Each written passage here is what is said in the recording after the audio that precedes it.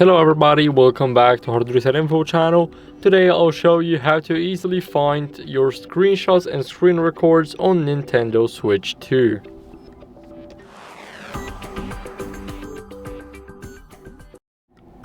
So first, what you guys want to do is go over and take a screenshot with this little circle button here.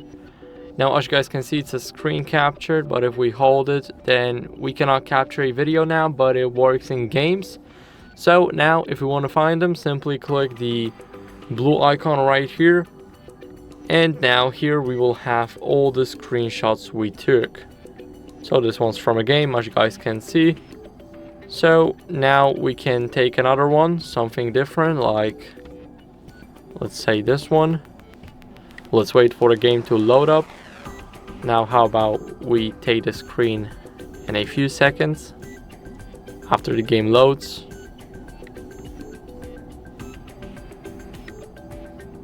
So now if we take a screenshot and then try and leave the game, go to our gallery, here we will have the screenshot. So this is how you guys can find it. Thank you guys for watching. Make sure to leave a like, subscribe, and see you next time. Bye.